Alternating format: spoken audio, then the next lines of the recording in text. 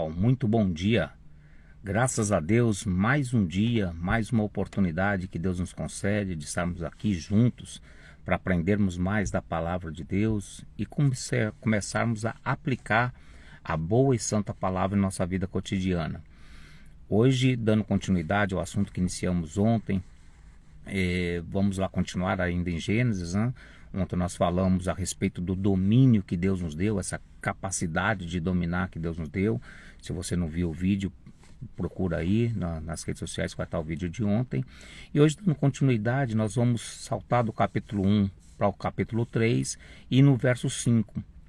E o verso 5 diz o seguinte: Ora, Deus sabe que quando vocês comer desses frutos, seus olhos se abrirão e vocês serão igual a Deus, conhecendo o bem e o mal.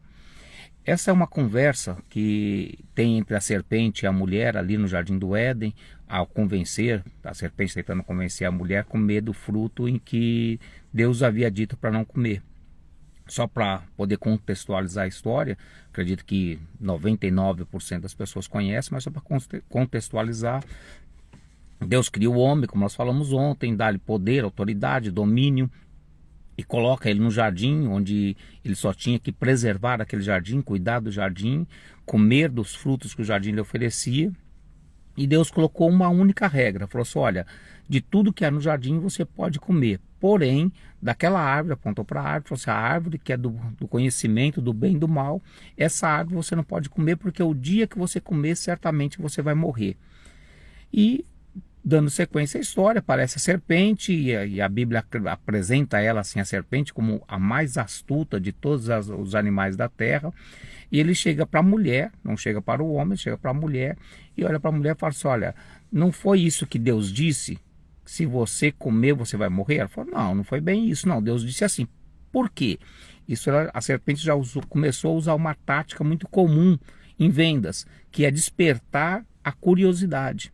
Né? Quando você entra numa loja de aparelhos eletrônicos, por exemplo, aí você está olhando um aparelho de televisão, sei lá, vamos lá, uma TV 4K com internet, uma Smart TV e tudo mais. Se o vendedor for um vendedor estudado, um vendedor que pesquisa tudo mais, ele não vai chegar e falar das qualidades da televisão. Ele vai criar uma dúvida na pessoa para que a pessoa comece a perguntar a ele, para que a pessoa crie interesse naquele item. Então ele coloca ali uma situação todinha, ele fala assim: você já viu que a sua TV você assiste Netflix? Aí a pessoa olha assim e fala assim: não sei, acho que sim. Porque nessa dá para acessar direto. Aí ele pega o controle e mostra: ó, isso aqui tem um controle, você só aperta o botão, vai direto para Netflix. Você aperta um botão, vai direto para Prime, e por aí vai. Então a serpente usa isso que atualmente nós usamos como técnica de vendas, que é o despertar a curiosidade, despertar a dúvida. E ela desperta a dúvida na mulher, e quando a mulher fica balançada na dúvida, ela entra com a alfinetada. Ela fala assim: olha, Deus sabe que quando você comer dessa fruta, seus olhos vão se abrir e você será como Deus, vocês serão como Deus, conhecedores do bem e do mal. E o que isso interfere em nossas vidas e principalmente nas nossas carreiras, e pensando nisso em questões de liderança, e é uma coisa muito, mas muito comum. Sempre vai haver as serpentes no meio de qualquer equipe que você estiver. Sempre vai ter aquela serpente que vai tentar envenenar as equipes. Né? Então um bom líder ele tem que saber bem, conhecer bem essas serpentes e saber tratar. A serpente é um animal como qualquer um outro, ela só é astuta. Então se você for mais astuto do que ela não vai fazer mal para sua equipe. Agora, se você deixar a serpente com a peçonha dela rodando livremente no meio da sua equipe, certamente uma hora ela vai aplicar a peçonha dela e vai matar ou mutilar a sua equipe. Mas aqui a questão todinha que eu quero focar hoje, talvez ainda amanhã eu continue nesse tema, é assim: a questão toda é de despertar nas pessoas o sentimento de inveja. Não vamos nem falar do dano geral, de morte e de prejuízos que a serpente causa. Vamos pegar agora aqui, não o dano da serpente, mas sim o efeito do veneno, que é o que vem na minha mente hoje para a gente falar. Amanhã eu posso até retroagir e falar da questão da serpente. Então o que acontece? Eu acredito que a maioria de nós já passou por isso ou conheceu quem passou por isso. Se você não passou pessoalmente, com certeza alguma pessoa próxima de você, da sua equipe, já passou por isso. Que é de despertar um sentimento de inveja sobre a pessoa que está na posição acima da sua. A vida é feita de hierarquias. Eu amo muito a questão militar, sou um apaixonado pela questão militar, pela questão de respeito e fidelidade às hierarquias. Então, dentro de um quartel, você começa como recruta, se você for aprovado ali naquele processo, você vai passar a soldado, soldado, se você se aplicar, você vai subir, você vai passar a cabo, de cabo você vai passar para sargento, de sargento você vai passar para tenente, de tenente para coronel, de coronel para capitão, e assim sucessivamente, capitão para major, e vai crescendo. Isso assim só vai depender do seu esforço, da sua aplicação e tudo mais. Só que dentro de uma questão militar, quando se tem, hoje já está um pouco mais bagunçado, ainda não pode mais se manter a regra como se mantinha antigamente, ser uma atividade mais dura, mas ainda assim se tem muito respeito quanto a isso. Um soldado, ele não vai desafiar um cabo e um cabo não vai desafiar um sargento, porque existe um respeito sobre a hierarquia. Quando ele olha para o outro, ele vai prestar continência e pronto. Ele sabe na cabeça dele que ele está numa posição, a posição dele é uma posição inferior. Ainda que ele seja, e é muito comum a gente ver isso, ver uma pessoa que tem uma formação maior, tem uma experiência maior, mas ainda assim ele respeita. Um exemplo só para a gente ficar aqui, para entrar direto no assunto, eu me lembro bem, lá em São Paulo tem o CPOR, que é o Centro de Preparação de Oficiais da Reserva. E muitos jovens vão para lá, conseguem passar lá, e quando eles entram, eles já entram como oficiais. Né? Então você vai ver um jovenzinho lá, um jovem tenente de 20 e poucos anos, chegando em um sargento com 40 anos, com 20 anos de experiência de tropa, e ele simplesmente olha para um jovem de 20 e poucos anos, ele sabe que ele não tem experiência, ele sabe que ele sabe menos de 10% do que ele alcançou na carreira dele ao longo daquele tempo todinho, mas ele sempre vai lhe prestar continência e sempre vai lhe prestar o respeito, porque ele é o oficial de comando, e ponto.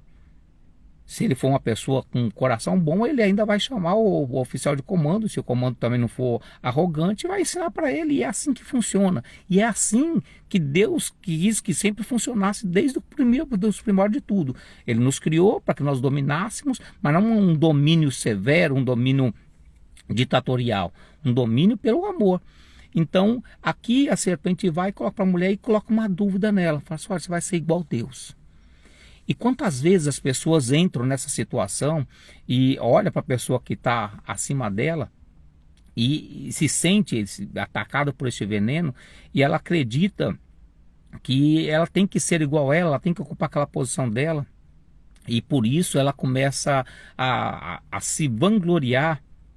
E isso já vi ao longo da minha vida N vezes, né? Eu sei muito mais do que fulano de tal, e fulano de tal está nessa posição e eu não estou. Olha, se ele está naquela posição e você não está, tem um monte de fatores aí que tem que ser investigado, tem que ser estudado para poder saber o porquê que ele está lá e você não está. Mas o que eu quero tratar aqui é exatamente essa questão dos levantes que se tem, né? Que é algo dentro do quartel, a gente chama de rebelião, de aquartelamento, e te vê isso desde os tempos antigos, né? Nos navios havia uns motins para se tomar um navio de outro, e assim sempre tem essa questão dessas revoltas internas que tentam desmantelar, tentam desbancar a liderança que está à frente do projeto, à frente da empresa. E isso é péssimo, porque quando você vai com esse sentimento de rebeldia, a Bíblia vai colocar que a rebelião se equipara ao pecado de feitiçaria, ou seja, a Bíblia coloca a rebelião no mesmo patamar do pecado mais horrível que existe na Bíblia, né? Ele põe ele em parelha com a idolatria, que é o mandamento principal da palavra, o mandamento principal da Torá, que é não terás outros deuses além de ti, ou seja, o Senhor é o Deus único, então você não vai ter outro. E o outro seria idolatria. E aqui quando ele coloca rebelião, ele põe ele em igualdade com isso, com essa situação, para ver tão grave como é isso. E é muito comum a gente ver pessoas se rebelando contra a sua liderança por conta disso. Então, o grande perigo aqui, que é o alerta de hoje, é exatamente esse. Não seja um rebelde, não seja uma pessoa que pratica a rebeldia. Antes, seja uma pessoa que lute pelo que você quer. Eu sempre falo isso, eu sempre incentivo isso, que todo mundo tem o direito de poder lutar para poder ser um cargo, ter um cargo de liderança, ter uma posição hierárquica melhor, ter uma posição mais elevada, ter um salário melhor, ter um ganho melhor. Isso é direito e dever de todos. Agora, para você conseguir isso, você pode ter certeza, você não precisa envenenar ninguém e nem muito menos almejar o que está do outro. A gente já falamos em alguns vídeos para trás a diferença de ambição e cobiça, né? Você tem que ser sempre ambicioso, mas nunca cobicioso. Você tem que ter sempre ambição, mas nunca ter cobiça. Você não deve cobiçar o que é do outro, mas tem ambição de conseguir. Porque existe, o sol nasce para todo mundo, existe espaço para todo mundo. Talvez na empresa que você esteja hoje, você vai falar assim, ah não, mas aqui não tem, porque meu chefe é parente, é cunhado do dono e tal, aquela situação todinha que eu já vi isso, na minha vida eu já vi isso milhares de vezes. Já dei treinamento em N empresas que a gente se depara com isso. E essa questão é uma questão muito forte. Então você tem que saber o seguinte, nós somos sempre observados.